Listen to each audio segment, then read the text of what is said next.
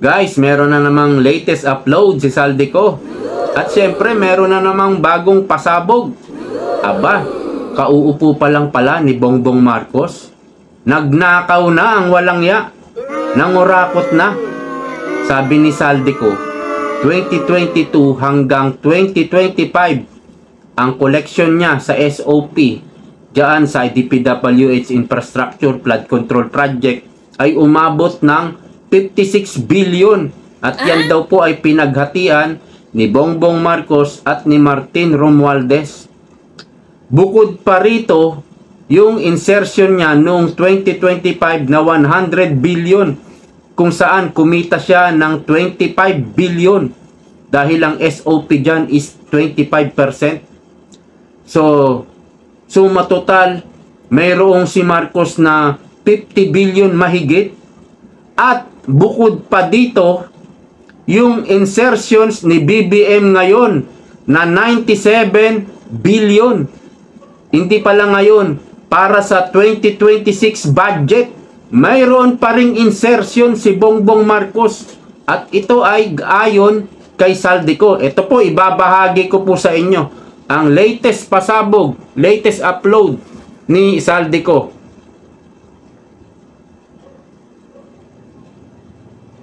Ako, Ayan. kasama ang katotohanan kahit saan man ako pumunta. Sinabi na agad sa akin ni Speaker Romualdez na kailangan ko makapag-deliver ng 2 billion pesos kada buwan para sa pag-deliver ng male-maletang pera patungo sa bahay ni Speaker. Ang sinabi mismo ni Speaker Martin sa akin na hati sila ni Pangulong Marcos sa pera niyon para gamitin bilang bagsakan at imbakan ng pera mula sa mga SOP, collection at deliveries na para sa Pangulo. Huwag mo akong pigilan sa mga insertions ko. Huwag ka nang makialam sa budget. Ang gusto niya ng 50 billion pesos na insertion. Ngunit ang sagot ng Pangulo, humingi ka ng bago or dagdag na insertions.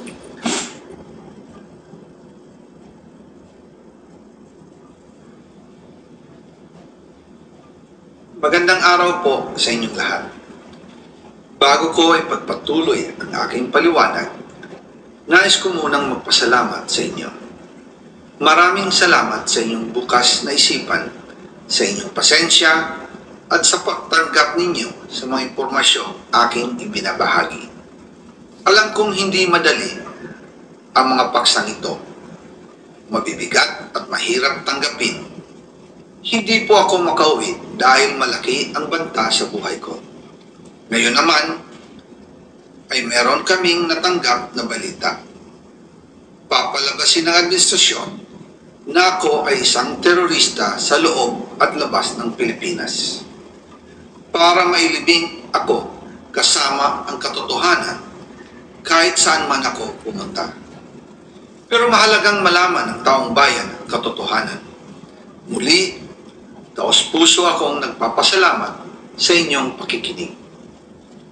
Una po sa lahat, sinasabi ng ICI at ni Henry Alcantara na 21 billion pesos daw ang napunta sa akin. Hindi po totoo yun. Wala akong natanggap na ganyang halaga. Ang totoo, mula 2022 hanggang 2025, ang kabuuang pera na dumaan sa akin para ibigay kay Pangulong Bongbong Marcos at kay dating Speaker Martin Romualdez ay umabot sa 56 billion pesos at hiwalay pa dyan ang 100 billion pesos insertion ng Pangulo sa 2025 budget. Ayun. Pati na rin ang 97 billion pesos flood control insertion na inilagay sa NEP ng 2026 national budget. Ayun. Balikan natin kung paano ito nagsimula. Noong 2022, kakaupo ko pa lang bilang chairman ng House Committee on Appropriations, sinabi na agad sa akin ni Speaker Romualdez na kailangan ko makapag-deliver ng 2 billion pesos kada buwan. Nako. Makalipas ang ilang araw, tumawag sa akin si Yusek Bernardo. Sabi niya, kailangan ng tulong ng Bulacan sa problema nila sa baha. Pinapunta niya sa opisina ko sa Kongreso si DPWH District Engineer Henry Alcantara. Sa naging meeting namin ni Alcantara, siya mismo ang nag-offer kung paano ang hatian sa mga proyekto ng DPWH. Nako! 22% para kay Speaker Romualdez, 2% para kay Yusek Bernardo, at 1% para sa kanya. Doon po nagsimula ang tinatawag nilang deliveries. Ang sistema po ay ganito. Ang mga tao ni Henry Alcantara ay nakikipag-ugnayan sa mga tao ko na sina Paul Estrada at Mark Tiksay. Sila ang tumatanggap na pera mula sa mga tao ni Alcantara. Minsan sa bahay ko sa Valle Verde, minsan naman sa BGC parking. Pagkatapos nilang makuha ang pera, sila Mark at Paul naman ang nag-aayos o nakikipag-coordinate sa tauhan ni Speaker Martin Romualdez na si Jocelyn Sereño para sa pagdi-deliver ng male-maletang pera patungo sa bahay ni Speaker. Una, sa North Forbes Park sa McKinley Drive at nang lumipat siya sa number 14 Nara Street, South Forbes Park. Gusto ko pong linawin, hindi ako nakikialam sa mismong proseso ng paghatid. Dumaan lang po sa akin ang pera na agad dinideliver kay Speaker Romualdez. Ako lang po ang nagko-confirm sa text kay Speaker kapag nadala na ang pera sa bahay niya. At lahat ng ito, mula sa unang utos noong 2022 hanggang sa huling delivery noong 2025. Umabot sa mahigit 55 billion pesos plus ang naihatid sa bahay ni dating Speaker Martin Romualdez. Madalas hindi nabubuo ang hinihinging 2 billion pesos bawat buwan ni Speaker. Kaya iyan ang final total. Ang sinabi mismo ni Speaker Martin sa akin na hati sila ni Pangulong Marcos sa perang yun. Ang listahan ng mga deliveries na ito, kung kailan, magkano, at saan dinala, ilalabas ko po kasabay ng video na ito. Noong November 2024, habang nasa proseso kami ng pagtatalakay ng budget, nakipag-meeting sa amin ni Speaker Martin si Yusek Jojo Cadiz. Sabi niya, masama raw ang loob ni Pangulong Marcos, wala raw siyang natatanggap na remittance. Grabe! At dahil laging napapagalitan si Speaker Martin ang Pangulo mula Setyembre hanggang November, inutusan niya ako na mag-deliver ng 1 billion pesos para kay BBM. Ayon pa kay Yusek Jojo, nang ipaalam niya ito sa Pangulo, ang utos sa kanya ng Pangulo ay mag-ingat at siguraduhin si Yusek Jojo lang ang maghahatid. Ang instruction po sa akin ni dating Speaker Martin Romualdez ay dalhin sa number 30 Tamarin Street, South Forbes Park at ibigay kay Yusek Jojo Cadiz dahil ito raw ang drop-off point na malapit sa bahay ng Pangulo. Sinabi rin po sa akin Speaker Martin Romualdez na si PBBM ang nag-utos sa kanya na bilhin ang bahay sa number 30 Tamarin Street para gamitin bilang bagsakan at imbakan ng pera mula sa mga SOP, collection at deliveries na para sa Pangulo. Noong December 2, 2024, personal kong i-deliver ang 200 million kay Yusek Jojo Cadiz sa number 30 Tamarin Street, South Forbes Park. Ayon sa kanya, dadalhin daw niya ito sa bahay ng Pangulo sa number 41 Nara Street, South Forbes Park. Kasunod dito, noong December 5, 2024, muli akong nag-deliver ng 800 million sa parehong address at Yusek Jojo Cadiz pa rin ang tumanggap. Sabi niya, iyon naman ay dadalhin sa bagong bahay ng Pangulo sa South Forbes Park. Sa kabuuan, 1 billion pesos ang personal kong naihatid. Ako mismo ang nagbigay ng pera, kasama ang aking driver at mga tauhan. At lahat ito ay base sa direktang utos ni Speaker Martin Romualdez. At dyan po nabuo ang kabuuang halagang 56 billion na ipinadala mula 2022 hanggang 2025. Pero kahit na i-deliver na ang 1 billion pesos para kay Pangulong Marcos at kahit na naisama na rin sa 2025 budget ang 100 billion pesos insertion sa pamamagitan ng BICAM Committee, ayon mismo sa utos ng Pangulo, nagagalit pa rin daw si BBM. Ay, matindi. Okay, part 1. May part 2 pa ulit.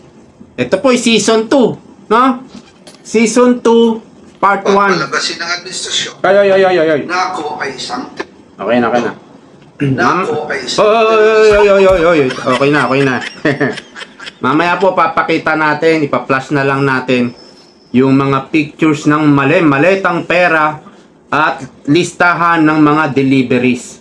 Pero meron, tingnan nyo, no? Sugapa pala talaga.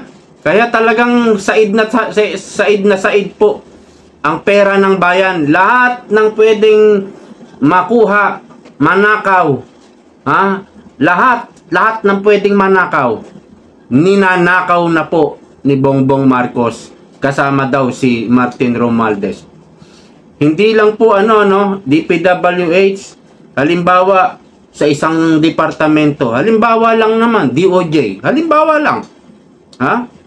Kung mangungurakot yung secretary doon, wag na natin banggitin yung pangalan ng secretary.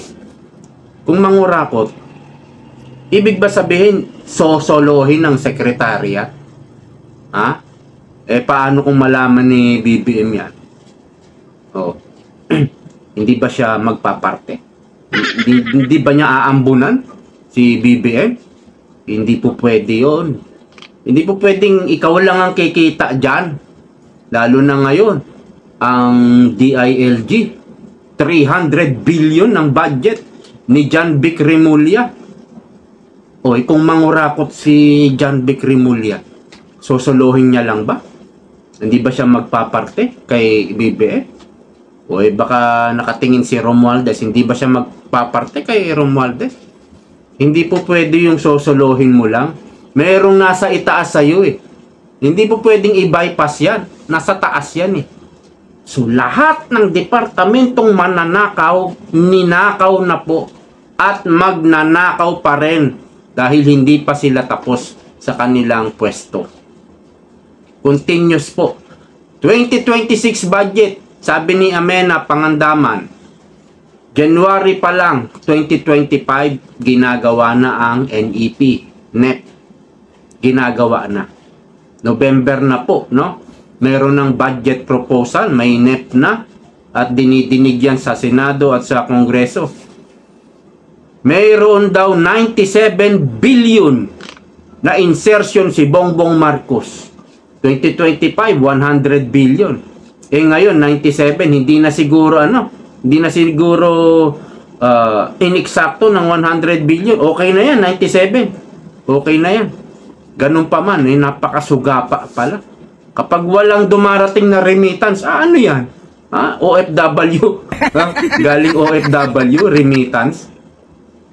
Kapag walang dumarating na remittance, nagagalit daw. Sugapa ang tindi. Saan na kaya ilan na kaya, magkano na kaya nanakaw? DPWH pa lang ang infrastructure pa lang yung kay Saldico. Wala pa sa ibang ahensya. Kaya alam ko maraming alam yan si Saldico. Anyway, may part 2 pa naman.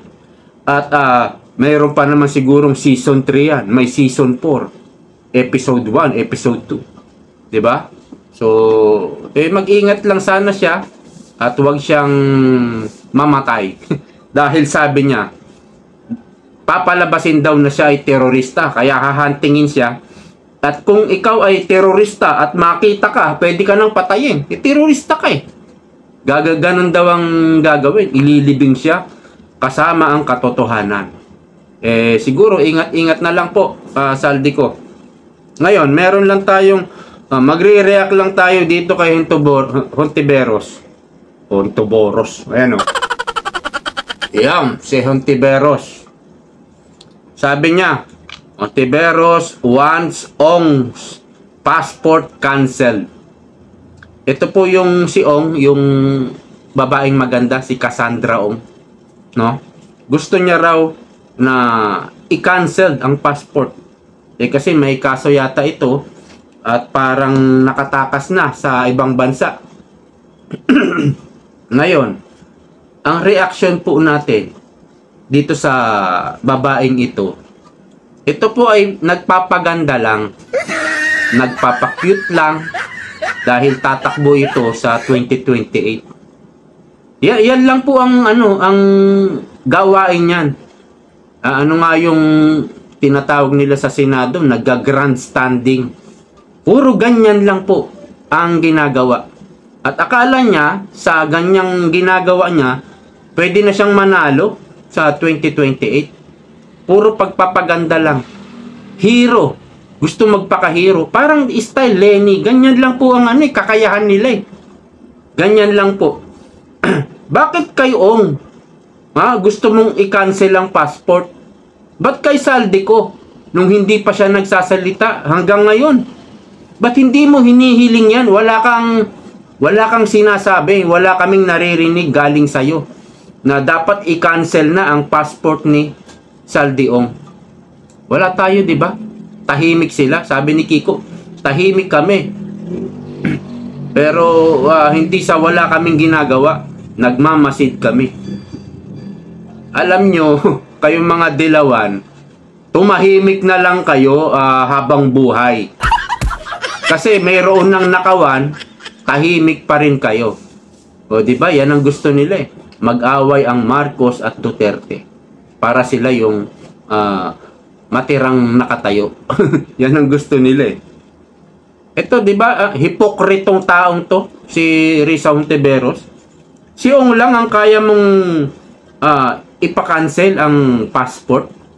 Diyan ka lang magaling, diyan ka lang naririnig. Pero kay Saldiong, dati, hanggang ngayon, hindi mo hinihiling. Bakit? Dahil mayroon kang insertion. Diba? Yung ikinanta, binulgar ni Katon Ying. Magkano na nga yung insertion mo? 1 billion ba yan? O 2 billion? 3 billion? Diba? May ebidensya pa si Katon Ying. Totoo yan. Kung i-compare nyo sa magmamatch po yung ebidensya ni Katon Ying. Totoo yan. May insertion at malamang kumikback din ito ng 25%. Kita nyo yung mga matatapang at mayayabang na mga congressman na buhaya sa mga nakaraan, Quadcom, Tricom. Tahimik sila, di ba? O sige. O magyabang kayo ngayon. Baka mabanggit kayo ni Saldico. Palangya kayo. Mga adobong kayo. Adobong panis kayo. Kahit tahimik, di ba? Natatakot sila, baka sila mabanggit. Pag nabanggit sila, endo kayo ngayon. Kaya mas magandang tumahimik na lang kayo habang buhay. Kayong mga dilawan, tumahimik na kayo habang buhay. Okay, ito po yung yung mga ebidensya na ipinost ni Saldico. Ipa-flash na lang natin sa screen.